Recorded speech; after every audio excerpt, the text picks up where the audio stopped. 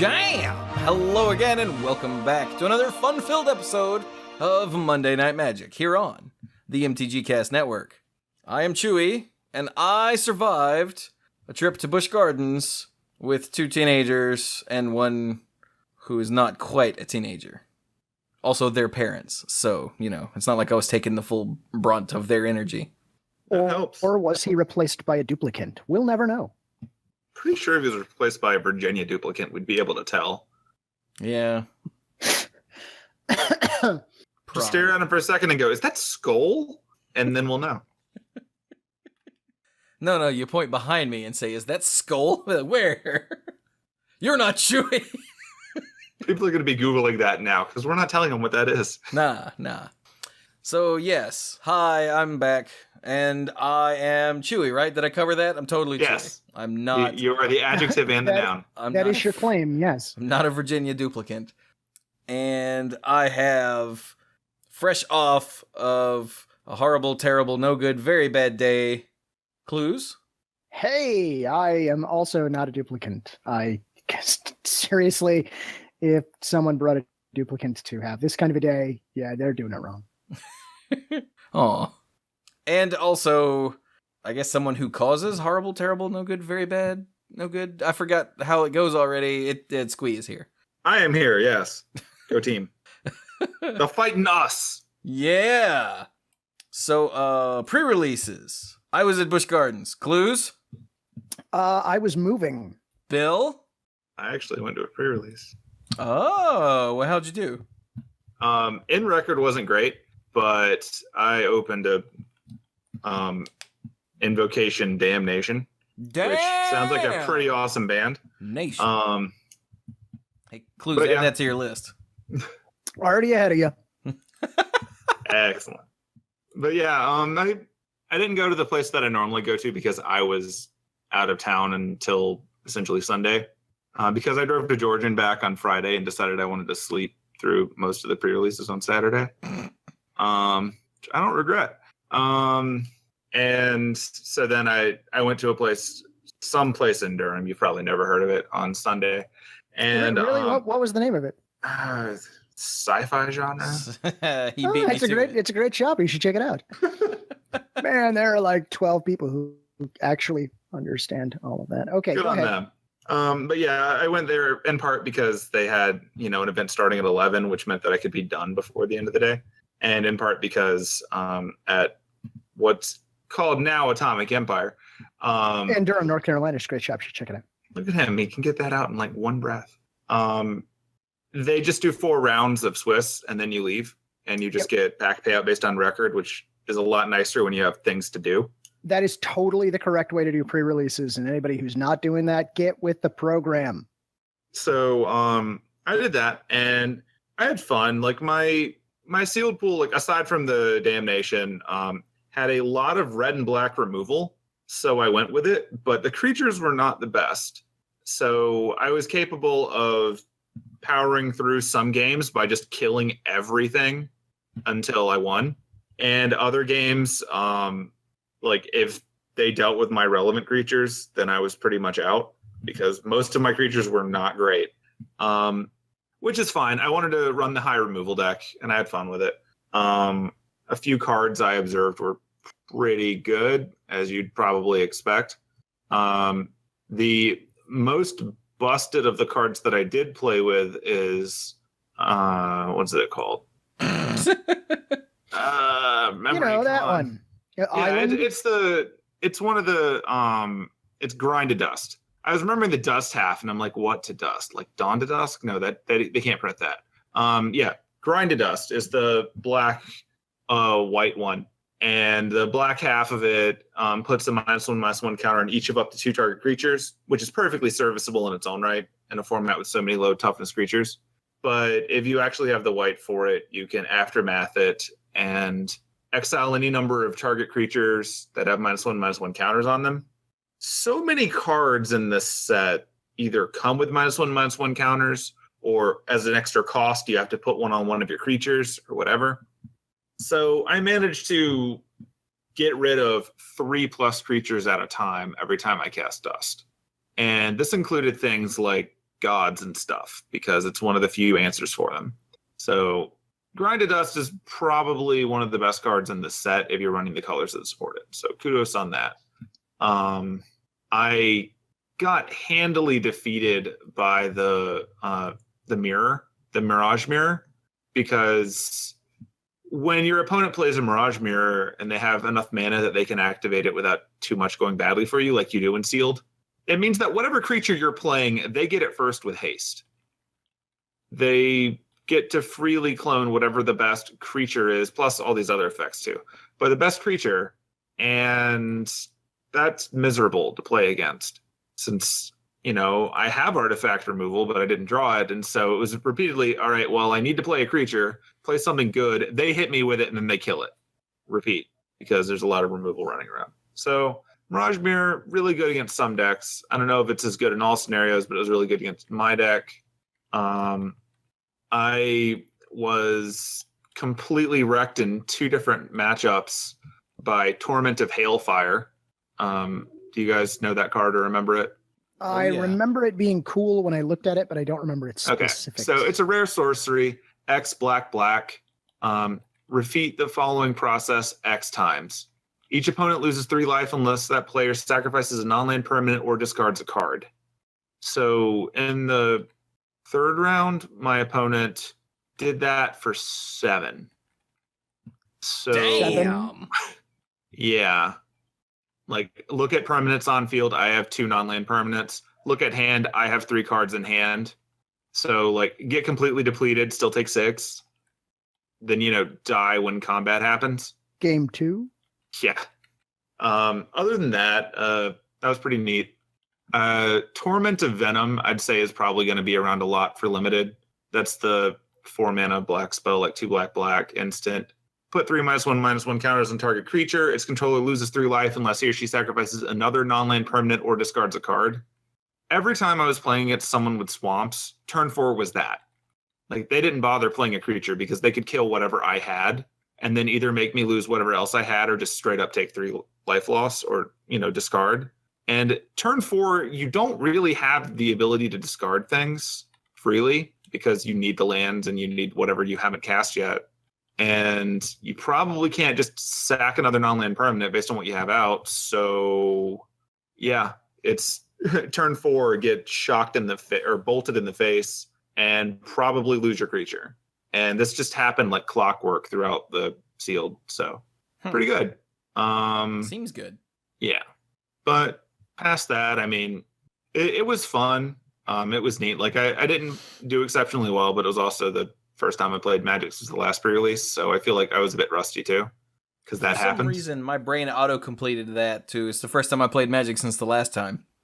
Oh, that's weird. I was about to say, good job, Bill. Yeah, consistent.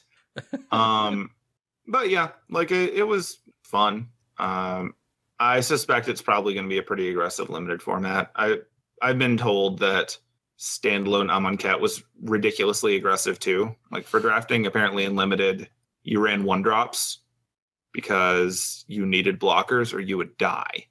Like, dang. Apparently it's that fast. And having not played it, I will believe the people that tell me that. But yeah, so that was neat. Pre-release was fun. The fancy deck, or the fancy boxes that your cards and stuff come in, still fancy. And now I have an Invocation, which is impressive because I've opened like a sum total of like 13 or 14 packs between 2 pre-releases and some prize packs that could have possibly given me one. So hey, take that, karma, for all the stuff that I had terrible luck with for the last few years of Magic. And it's even a damnation. Damnation. Yep. Should have played it, you wuss. Yeah, I should have played it. Because I was black. Well, the thing is, I was black-red, and no one would have been playing around a Damnation, because why would you? I don't know that it would have actually mattered, though, based on the matchups I had, because I had plenty of other things that killed, you know, upwards of 2 creatures on turn 4. Because all of my non-creatures were removal, like, completely. And so I was not really short for any of that. But, I mean, it would have been fun. But no, I didn't run it. I asked Twitter what they would do. Because, like, for context, Damnation Invocation is currently sitting at about $80. Yeah, I think it was $70 when I checked this afternoon, but it was 80 when I checked online. And I decided that since I'm probably never going to get another invocation, and they're not going to be doing these weird gimmick things much anymore, it would be a fun thing to just sort of like keep in good condition in a binder. So I decided not to play it. I don't know if that was right or not, because like I said, I never really was lacking in creature removal. My biggest problem was not having creatures. So it is what it is. But yeah, I asked Twitter. 78 people replied today. 86% of people said yes, they would have played it in a sleeve. Oh, hells yeah. Yeah. 10% said no, it's mint condition. It's fine to save it. And admittedly, like there's very little prize on the line for it. 0% said no, I don't want to run Damnation, because why would anyone say that? Just like unprint, like it's a good enough card. And then 4% said no, they would rather eat it on YouTube, because you have to have that answer in there somewhere. I'm just impressed that 78 people voted when I threw up a poll. So go team. And yeah, that's my pre-release adventure. Nice. Way to represent the show. Sunday pre-release. I suspect you could probably get more exciting stories over on the Mana Pool, because they actually take notes and stuff. Brian does. Fair enough. I might jot stuff down like when it's over, like when a round is over on my life pad, but it's always like one thing. And Mike, no. And Mike is the only one who did a pre-release this time. Although apparently he did two and did pretty well at both of them. So that's good. I believe in Mike. I mean, there's like demon cards for Mike to kill himself with. It'll be fine. It'll be fine. Okay then. So, pre-release equals over. Let us never speak of this again until the next time. Yeah, if you're super hyped about pre-release stuff, go play Magic Online. They already have it. It's true. So, of course, since the last time we recorded, the full set has been revealed in the full... Wait, I could have sworn that the full set was revealed the last time we recorded. It was already revealed, yeah. Oh, Okay. It was. That was... Never mind. Yeah. Excuse me, Yeah. I'm a week behind. Yeah. The link's only in there now because I knew I was going to talk about cards and wanted to keep it handy. Okay. Yeah. Dude, shut up. I've look, my brain is mush, all right? I went to Busch Gardens. Baked in the sun all day. Okay then. They did release or reveal or show or whatever the deck lists for the Planeswalker decks Sure did. with the Nicol Bolas and Nissa B Team Planeswalkers. If that interests you at all, the link is in the show notes. Go check it out. Okay, are you back from checking it out? Awesome. Let's go. That was amazing. Yay! So the next thing, or the big thing that they showed, I guess today? Was this today? Well, I mean, it happened first yesterday, but you could barely see it. But today, you actually got a good look. Oh, okay. So yeah, they've revealed the, San Diego Comic-Con promos, the Planeswalker promos. You know that thing that they always do? Well, Which you can probably go, and if you manage to go to San Diego Comic-Con, you can probably stand in a line to get a ticket to stand in a line to buy these. Yep. sure. Yep. And so the first 2 years they did them, they were essentially all black. Like it was black on black. It was the most, metal of cards. And then the second year also had the gimmick of you got a giant Garrick axe. And then after that, they changed it up a little bit and they did a zombie themed thing for Innistrad. Which those were pretty awesome. Yeah, those are neat. Yeah. We're like 4 of the Planeswalkers were zombies, and then Liliana's just full of herself, as you do. And this year, new set, new gimmick. Yeah, so in this one we have, well, for lack of a better term, we have the Planeswalkers represented in a hieroglyphic style wall paintings. Yes. Which are being etched into the wall by Nicol Bolas God Pharaoh. Yeah. If you look at it, the images actually make a little panel. They all go together. Yeah. And yeah, so you've got your Jace Unraveler of Secrets, Liliana Death's Majesty, Nissa Steward of Elements, Chandra Torch of Defiance, Gideon of the Trials, all in that style. And then the last card in the sequence, if you were reading them left to right, is Nicol Bolas God Pharaoh, where he's clearly, making these images on the wall. And it's really cool. Like, it's hard to do it justice. Yeah, it audio is. form. So click the link to the daily screenshot update. that they included before is pretty weak. The link in here that shows you bigger pictures is much better. And if I can point out a couple of wonderful features. Okay, I think the artwork is pretty cool. because it's this very stylized hieroglyphic thing, which fits very nicely with the. It's on theme. Okay, it's totally on theme. But what I love is that Jace has microwave hands and a smaller picture of himself on his card, which is just great. Perfectly arrogant. Liliana has, she's got her like headdress thing, but then the Nicol Bolas horns behind her. So I guess maybe he's suggesting that she upgrade, change to new headdress. And she has a tiny picture of herself with some zombies down in the lower right. Yep. Nissa leaks sand, because of course she does. Chandra would like you to talk to the hand. I appreciate that. And there's actual fire. There is actual fire. And then Gideon, I guess, he's got this awesome shield he wants you to see. Check out my shield. You notice how Gideon also has a giant crack running through his body? Yeah. He does, yeah. And Bolas is such a badass, he is not wearing a welding mask. Nope. Making lots of sparks, but he don't care. Yep. Or is he taking lots of sparks and he don't care? See, I'm still sticking with the idea that he's going to steal their sparks and strand them elsewhere. That's my story. Take that, Guild Pact. That's right. Jace needs to go to work. He really should. He's been phoning it in for so long. Pretty much literally. But yeah, this also will come with some pretty snazzy wall art, which I thought was pretty cool. Snazzy wall art. Yeah, look at the original link that was announcing this. Oh, a 24 by 36 screen print of Nicol Bolas, illustrated by Brandon Holt. Yeah, scroll down and check out the big picture. Hang on, let me just click on it. Dang, that's weird looking. Yeah, that's the kind of art that you see at those places in the mall that look really neat, but you never buy things at. Yeah. Nearly every mall has one. And if the past is any indication, these Planeswalkers will also be available to purchase online for approximately 3 seconds on a day when you are too busy to be able to check. Typically on a Tuesday at like 10:41 a.m. Yeah. Yeah. And you will miss it, but someone will end up with 20 of them that they are selling on eBay, right next to all of their Nintendo classics and all of their I think Switches. it limits you to only being able to buy 2. Oh, they'll find a way. Yeah, that's why he said somehow. Yeah. Yeah. I know that I succeeded at it exactly once. And that's how I got the set of the flipping ones. Because I forgot to mention those earlier. They also did the Flippy Walker here. Oh, yeah, that's right. I do have a set of the flippy ones, too. Yeah, I managed to get that without going through eBay because I actually got it through the Hasbro store. And it was raw luck because when I first signed in, it let me get all the way to the checkout screen. And then when I hit the checkout button, it told me that it was sold out. But I left the screen up and I clicked on it again every like 4 minutes. And eventually it went through because apparently someone's card was declined. Nice. I would not recommend relying on that to happen. I don't see this as something that I would succeed at getting.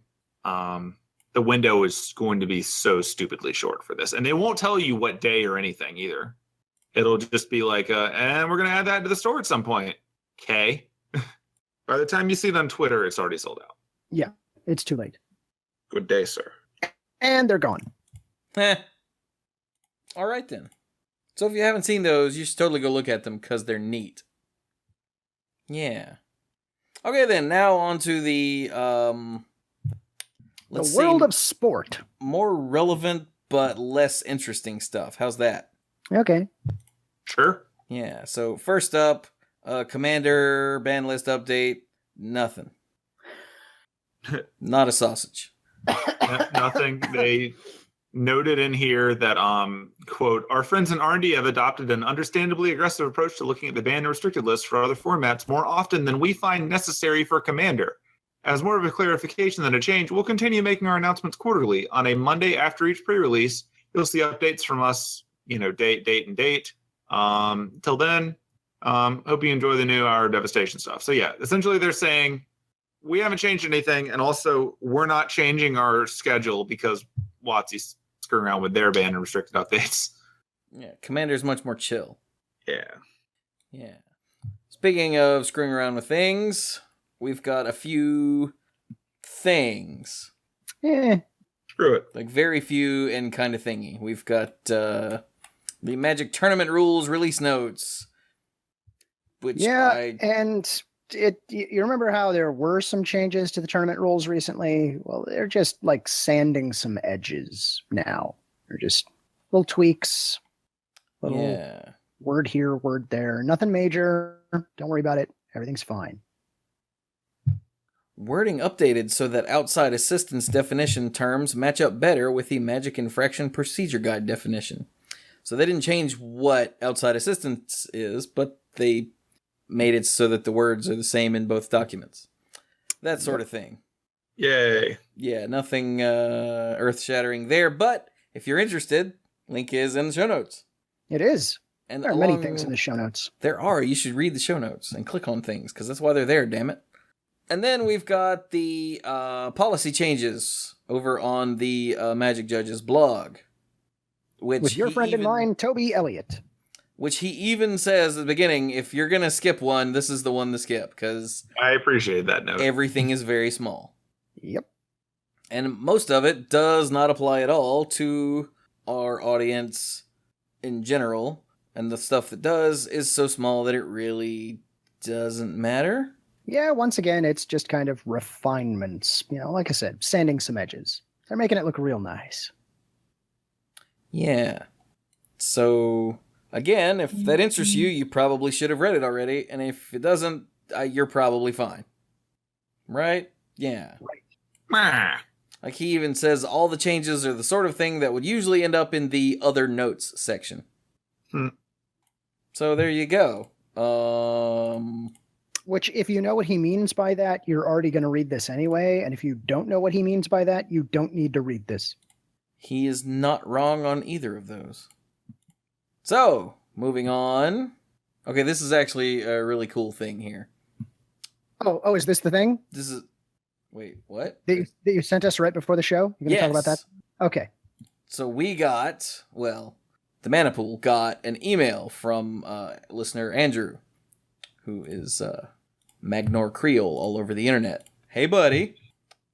And it's a close-up of the artwork for the invocation art of Extraplanar Lens, which after some hurried searching, we figured out that's from Aether Revolt. And we're like, oh, okay, that's neat. And it's Extraplanar Lens.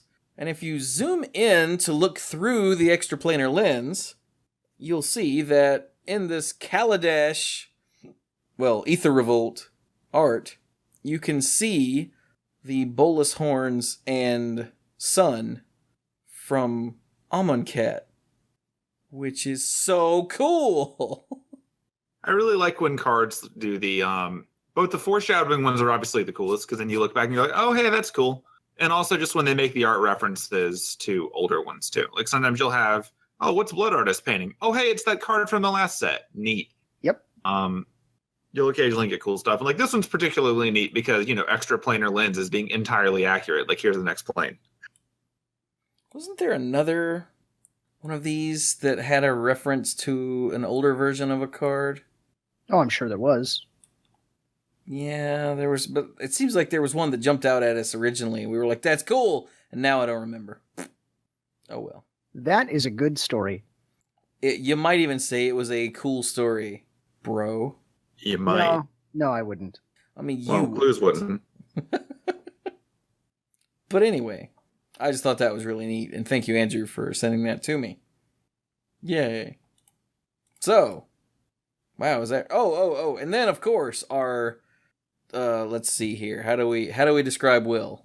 Stalwart? Stalwart. I was going to say silent as far as the podcast, but not at all silent remotely in life. Silent but deadly. There we go. Our silent but deadly Monday Night Magic partner, who always makes sure that we have plenty of stuff to talk about on Monday Night Magic. Well, his store, which is Gigabyte's Tabletop Gaming Cafe in Marietta, Georgia, has a quarterly thing. It's actually called the Gigabytes Quarterly. Imagine that. That makes sense. And they're doing Legacy and Modern So the Legacy main event starts Saturday at 11 a.m. It's $35. And like first place prize is a Mox Emerald. Second is a choice of an underground sea or a volcanic island. Third is and fourth, choice of tundra or tropical island. And fifth through eighth, choice of force of will, scrubland, savanna, or taiga. Sounds pretty baller. Yep, so that's Legacy. The Modern main event is Sunday. Now this is, I didn't give the dates because I'm stupid. The 29th and 30th of July. So the 29th is the Legacy main event. Sunday is the Modern. Entry fee is $30. And your first place prize is choice of 4 Goyfs or Lily of the Veil. Second is choice of 4 Snapcaster, 4 Noble Hierarch, or 4 Zen Fetches. Whoo! Third and fourth, choice of 4 Cryptic Command or 4 Mishra's Bauble. Are those really on the same wavelength there? I had not checked the finance on that, but Wow. I don't know. And fifth through eighth get a choice of 4 Thoughtseize or 4 of any of the Return to Ravnica shock lands. So, nice. Sounds pretty cool. They're also doing a vintage side event Friday. That would be the 28th, I guess? Yeah. At 8 o'clock. An old school side event Sunday at 6 o'clock. Which apparently old school is another format that's not sanctioned. But, it's one of those. I'm curious as to what old school is. Well, let's see what we can find. All right. That's how you get Cluze to do things. Hurry up. So yeah, there you go. If you're anywhere near Marietta, Georgia, and want to play some Legacy or Modern or Vintage or Old School, you should look into that, man. And also, yeah, the Legacy event will be streamed by Team Tusk on their Twitch channel. So there you go. Cool. All right then, moving on. Okay. What's left? Magic Online? Magic Online. Magic Online. So, usual Magic Online disclaimer. They normally post Magic Online news on Tuesday, so most of my news is a week late, but not this time because Tuesday was Independence Day. So, they didn't post anything. America indeed. Instead of posting news for me to tell you, they just blew things up in the sky. Cluze wasn't there to check it. My bad. More importantly, today, the Hour of Devastation launched Magic Online. And if you recall, last time when Amonkhet came out, it launched the day after the pre-release is over. And, pretty amazing. How could they possibly top that? Well, the trick this time around is to accidentally release cards into the wild before they come to the normal paper pre-release. Whoops. Which is what they did last Wednesday. During the downtime on Wednesday, July 5th, they had set up some, changes to the Magic Online treasure chest, like as a reminder, the treasure chests are like one of the things that you get as prizes now that they don't just throw, random other crap at you anymore. And the treasure chests include cards from the new set, which we're going to go into effect today. Unfortunately, they messed up. So the treasure things last week actually just updated when they're updated on Wednesday, which meant that new cards from Hour of Devastation entered the Magic Online environment about 5 days early. When you think about it, though, that's extra weird because Magic Online, the way that it's programmed, apparently doesn't understand goes into effect dates for these cards because they've made the same mistake. So you could play with Hour of Devastation cards in your Magic Online standard deck, not just before Hour of Devastation became legal, before the pre-release, because they counted as legal in Magic Online. So you could throw them in your deck and play with them. I have no idea if this created a lot of problems, but I know that it's a thing that happened. And so rather than posting something on the Magic Online website about it, they posted on the Magic Online Tumblr, which I now have to check manually every week because it's where they post news now, but only sometimes. So yeah, they noted that they will not be retroactively removing cards from collections for players who've already opened or traded them. Their existence in the system also means players will be able to use Hour of Devastation cards in constructed events, so please keep that in mind when choosing to sign up for constructed events. So they apologize. It is what it is. Yeah. So also in the world of Magic Online news, they've announced that over the course of, Magic Online's history, they've posted deck lists. There was once a period of time where they posted a ton of deck lists every day, like back on the old website, where they would just list all of the decks that had, good turnout in the daily events. Right. So you could just go down a list of the 4-0 decks every day and get a pretty good idea what the Magic Online metagame looked like. Well, a while ago they decided to back off on that because they were adding so much data that people were allegedly solving formats faster. So they eased up on how many things they were posting a day. So rather than listing all of that stuff, they cut it back down to only including 10 decks a day. So I'd really like to see some data on whether the more data was getting the format solved faster. I don't think you can have that data Oh. because defining the format as solved in and of itself is a giant argument, which is why we're sarcastic about it all the time. So anyway, they By the cheesed way, it back before. it's already solved. I mean, yeah, obviously it has cards in it. But end result was they've decided that was still too much. So starting July 10th, which is today when we record this, they're reducing the total number of top deck lists being presented per day from 10 to 5. And each of these deck lists will be randomly selected with the caveat that each list will be at least 10 cards different from every other list. So it's not even the top 5, just 5.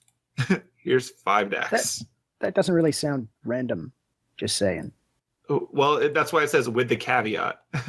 Like, I wouldn't rely on this as a shuffling technique in a Magic tournament either, but it's their way of making it so that you don't just see 5 of the same deck that's dominating standard, which is, more accurate based on the last 6 months of standard.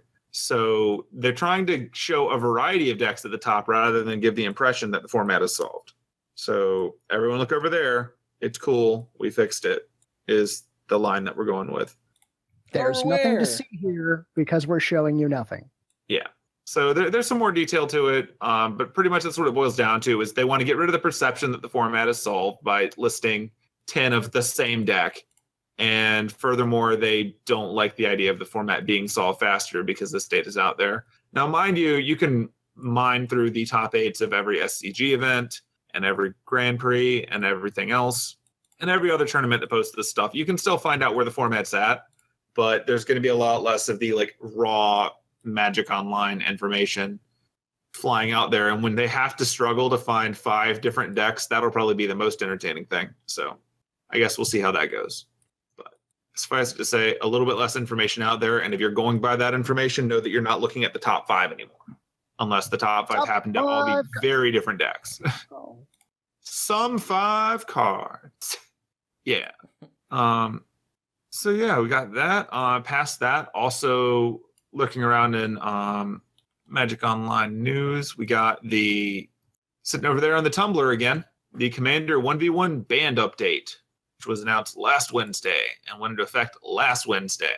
So as I'd mentioned before, they were splitting up Commander between the multiplayer one and the 1v1 format. So they're going to have different ban lists because some things are more busted in one versus the other. So last Wednesday, they made their update to cards that are allowed and disallowed in 1v1. So first up, they have banned Vial Smasher. Apparently pretty busted. Says here, decks headlined by Vial Smasher have been increasingly dominant part of the environment. While usually paired with Crom Ludwig's Opus, it's clear that Vial Smasher is the dominant factor in success in these decks, providing too much damage for too low a cost. She is clear rival to many of the commanders already banned, given her ability to win games essentially on her own, backed up with constant stream of disruption.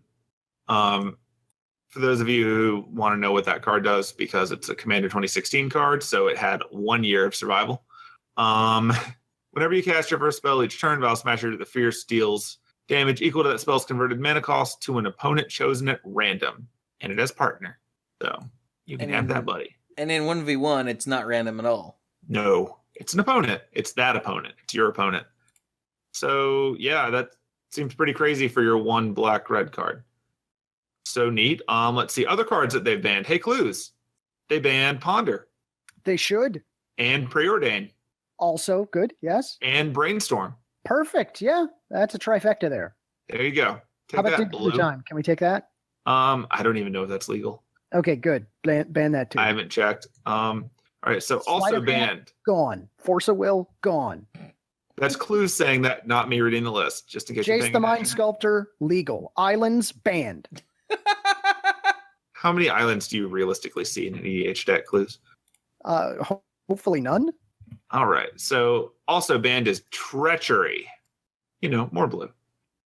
because treachery is busted. For those who don't know, because like you probably know what Ponder, Preordain, and Brainstorm do. Treachery is essentially a gimme that card that costs 5 mana, and when it comes in, you untap up to 5 lands. So free gimme that card. Messed up. They've unbanned Biorhythm. They have unbanned Limited Resources. They have unbanned Painter's Servant, and they have unbanned Trade Secrets. Yeah. So there you go. Yeah? Sure. Yeah. It's worth noting that despite being listed in the multiplayer category of essential ban list, Sensei's Divining Top remains banned for the same logistical reasons that caused it to be banned then. Ha! So, we found Cluze's format. Ban all blue. They're working on it. But yeah, and there you go. That's pretty much it for the Magic Online news. I'm sure that a lot of these things that were randomly linked off the Tumblr and stuff will be featured in the weekly update that they put out on the 11th. But we're not there yet, so it does not matter. And that's Moto. Hey guys, we got through the show. Woo. Did we? Did we really? I mean, I'm still alive. Figure that one out.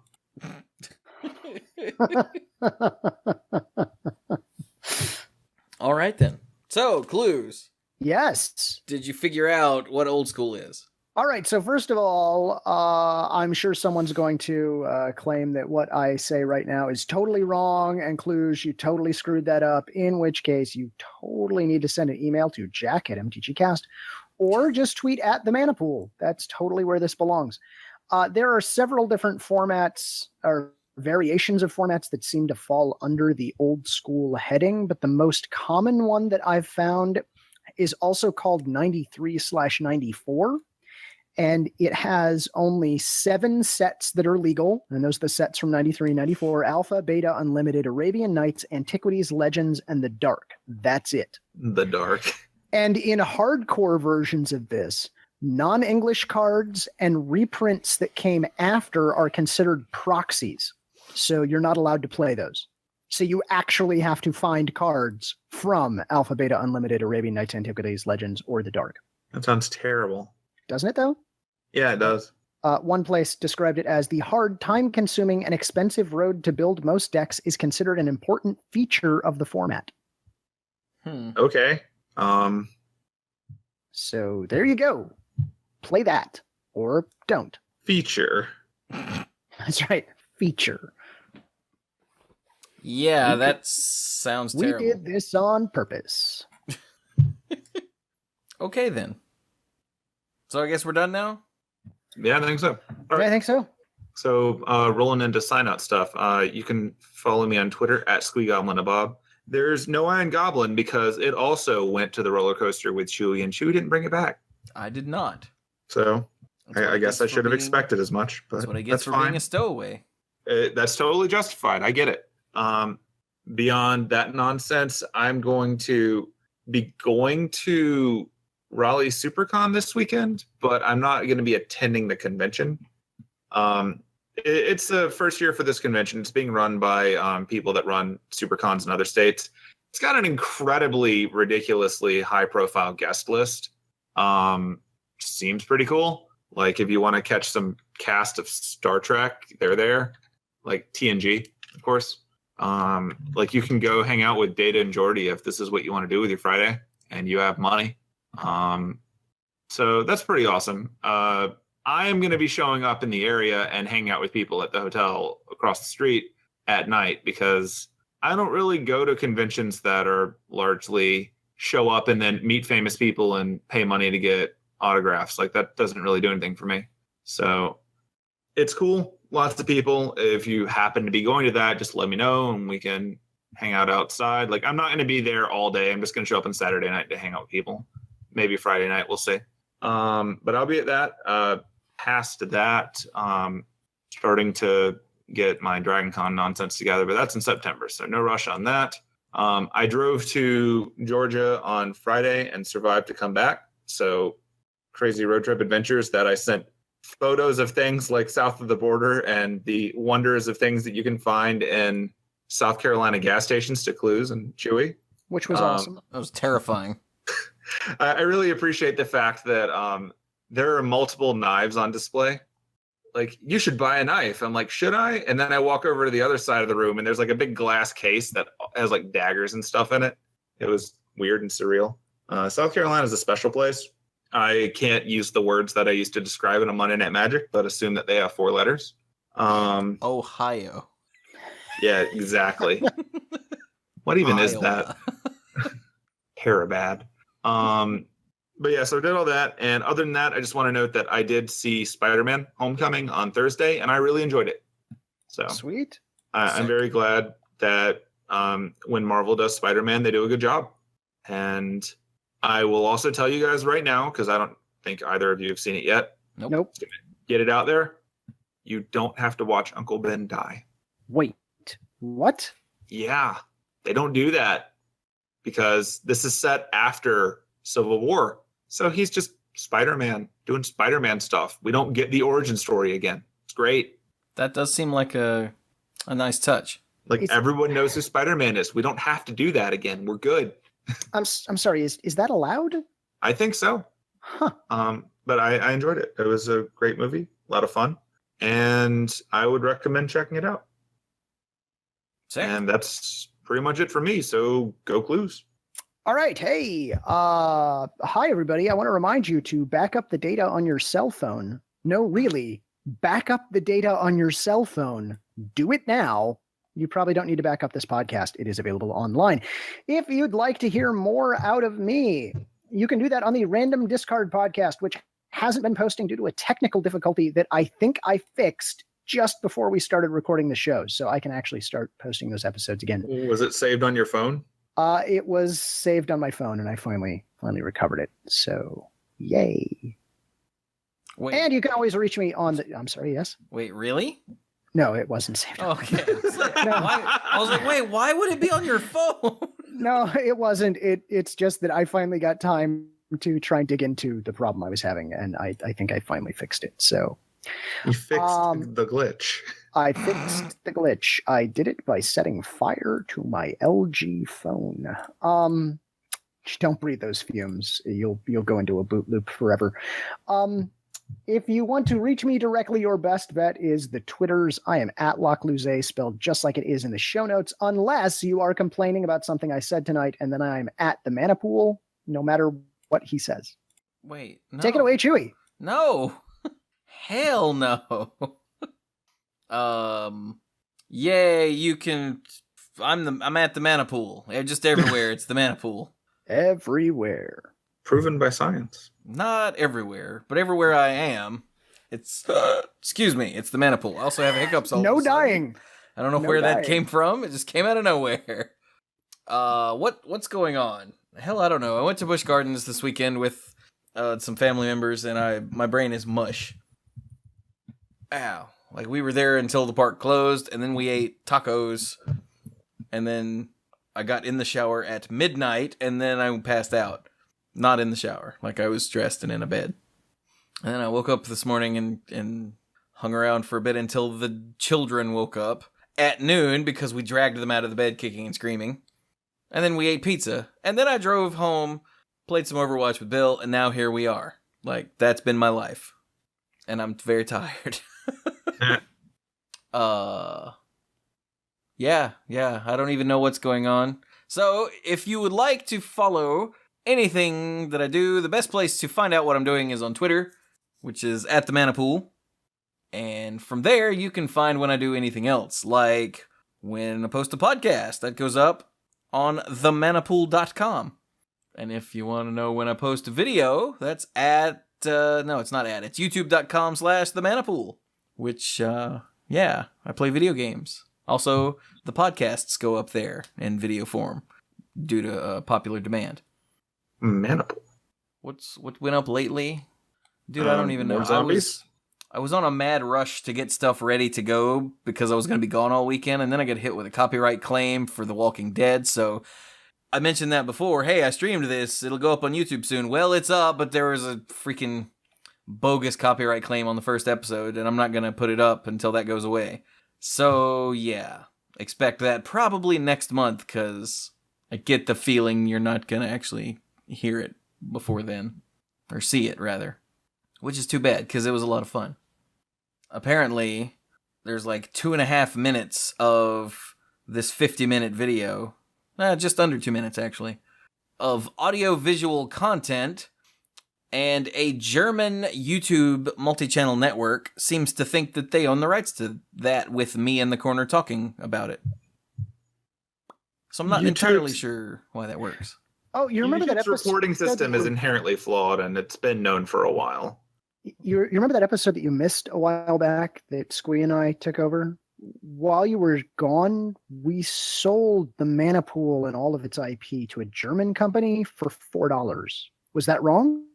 Well, it's not just the mana pool part of it. It's also the Telltale Games The Walking Dead, which is, the majority of the screen.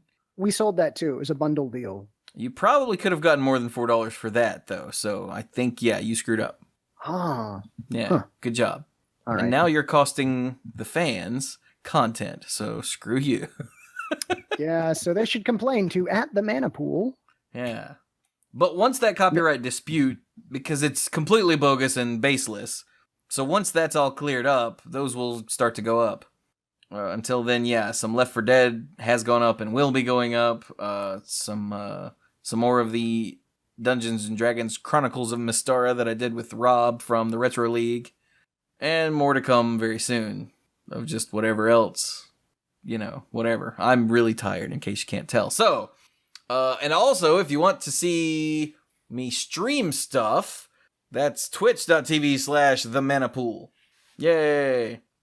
And if you want to help support what I do with all of this podcasting and YouTube videos and Twitch streaming and all that, there are a variety of ways that you can do so. First, you could just say, hey, I enjoy what you do. That is amazing support right there. Keeps me going. If you want to do something a little more active, you can subscribe on YouTube. You could follow me on Twitch. You could subscribe on Twitch, which is... Subscribing on Twitch is an actual monetary thing. It's $5 a month for the base thing. And you get my Twitch emote. Oh, let's go see if the Twitch emote has been, dashboard. Has the emote been approved yet? Wait for it. Wait longer, because I can't remember what the damn thing is. Not been approved Stay on yet. target. It has not been approved yet. It's still pending, because they do that manually. So, yeah. But it's disappointment. It's Chewie with his eyebrow raised. And if anyone has any ideas for what to do for the other two tiers, you can subscribe for $5 a month, or there's a $10 a month, or a $25 a month. I have no idea why you would do that when there's Patreon, but So I have no emotes. I have no emotes for those yet. So, if you have any ideas that aren't, dork faces, because eventually the plan is to stick with this Twitch thing until I make a partner eventually, maybe, possibly. And then use all of these cartoon faces for emotes. So, working on it. But, come hang out. I try to stream like twice a week. Sometimes that works. Sometimes it doesn't. There's also Patreon, of course. Patreon.com/themanapool, where you can get all kinds of stuff. You can get the YouTube videos and Manapool episodes early. You can get the early stuff and the odds and ends, all the stuff recorded before and after both Monday Night Magic and the Manapool behind-the-scenes nonsense of us planning the show, trying to figure out what the hell we're talking about nerdy stuff, our personal lives, just whatever. But it's not actual content, so I don't feel bad putting it behind the paywall. And if you like, you can get the early stuff, the odds and ends, and get your name on the end screen for each video that goes up every month that you support at that tier. Yay! And of course, every little bit helps, and I really do appreciate it. But it's not just about the money. Any sort of spreading the word, or, I don't know, putting stuff on Reddit, if that's a thing. I don't know. I don't know that Reddit's a thing. I still don't understand Reddit after all this time, so. But whatever. I think it's a food. Oh, right. Fried Reddit. Yeah, that stuff's nasty. I mean, I wouldn't eat it, but I'm not the target audience. But anyway, all that helps. And thank you all very much. And I'm going to go now so Cluze can eat. So, this has been Monday Night Magic number 568. Yeah, that's right.